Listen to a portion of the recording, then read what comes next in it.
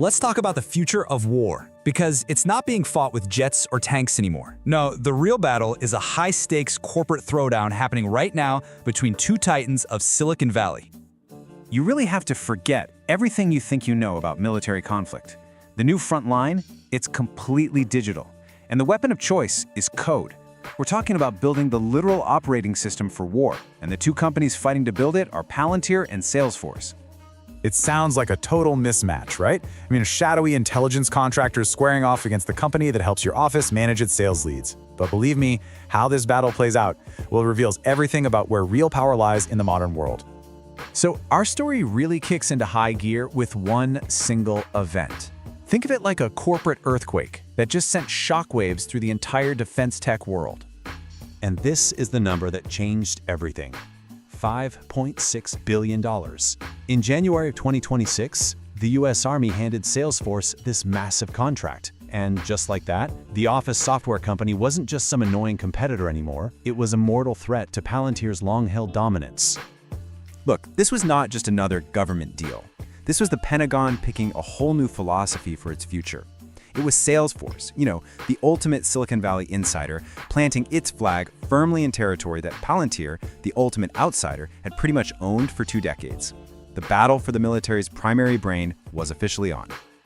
To really get this conflict, you have to understand the two companies at the heart of it. They aren't just corporations. They represent two fundamentally different ideas about how you should use technology to project power.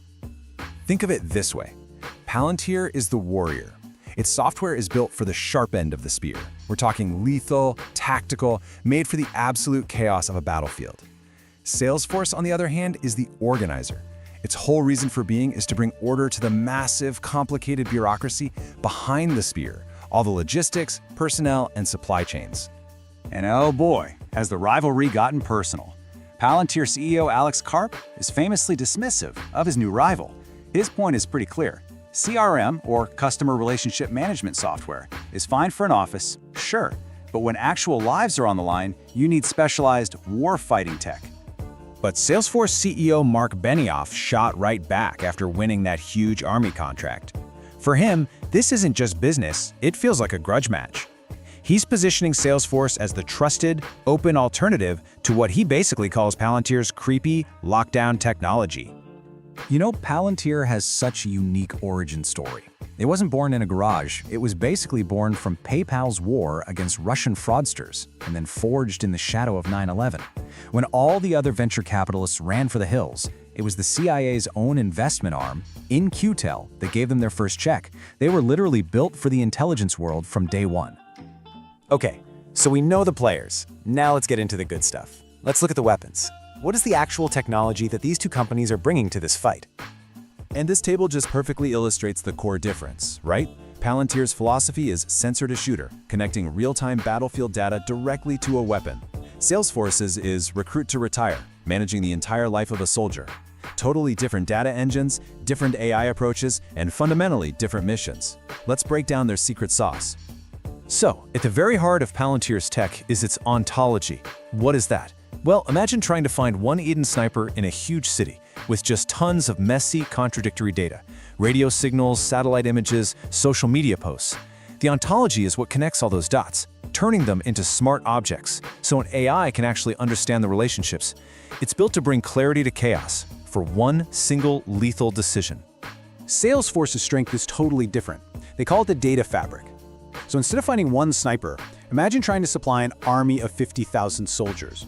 You've got to connect hundreds of separate databases for ammo, payroll, and medical records. And as any general will tell you, battles might be won with tactics, but wars are won with logistics. Salesforce is built to make that massive, complex machine run with the efficiency of a top Fortune 500 company. But this war isn't just being fought with lines of code. It's being fought for global contracts, and it's also being fought in the court of public opinion, where, Palantir is facing some pretty serious headwinds. Especially over in Europe, there is a fierce resistance to Palantir. Privacy advocates and medical groups are actively fighting their contracts, and they often link the company's software to its controversial work with US Immigration and Customs Enforcement, ICE. Whole countries, like Switzerland, have flat out rejected their tech, mostly because they're afraid of losing control over their own data. And this creates a really fascinating paradox. Because while they're struggling to win these social contracts in Europe, their commercial business back in the United States is absolutely exploding. We're talking 137% growth last year. Companies are lining up to use their AI platform for everything from factories to supply chains. But all that explosive growth comes with huge expectations. Their stock trades at a price-to-earnings ratio of around 140. Just to put that in perspective, a normal, mature company might trade at 20. It basically means investors think the company is priced for perfection, which leaves absolutely zero room for error. And yet, by one legendary metric, they are delivering that perfection. There's this thing called the Rule of 40, which adds a company's growth rate to its profit margin. It's a benchmark for elite software companies. A score of 40 is considered excellent. Palantir's score? 127. That is an almost unheard of level of performance. So here we are. We've got a warrior and an organizer, both performing at incredible levels, but facing completely different challenges. And it really highlights a fundamental truth about modern conflict.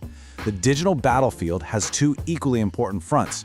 So let's look at the final verdict for 2026. The reality is, they solve two different but equally critical problems.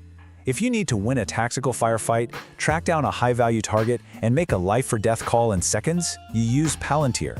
If you need to modernize a gigantic, aging military bureaucracy and just make the darn thing run on time, you use Salesforce. But for Palantir, all this power comes at a cost. The company is still the engine for ICE's Elite app, a tool used to track and target undocumented migrants. And this work creates a huge ethical rift, fueling that Big Brother label and a lot of public outcry. It's the central reason they're seen as both a protector and a key part of a growing surveillance state. And that leaves us with the ultimate question, doesn't it? In a world that just seems to be getting more chaotic and more dangerous, is this kind of technology a vital shield, something necessary to protect Western democracies? Or is it a necessary evil, one that comes with a cost to our privacy and civil liberties that we haven't even begun to fully understand? That's the real question at the heart of this new software war.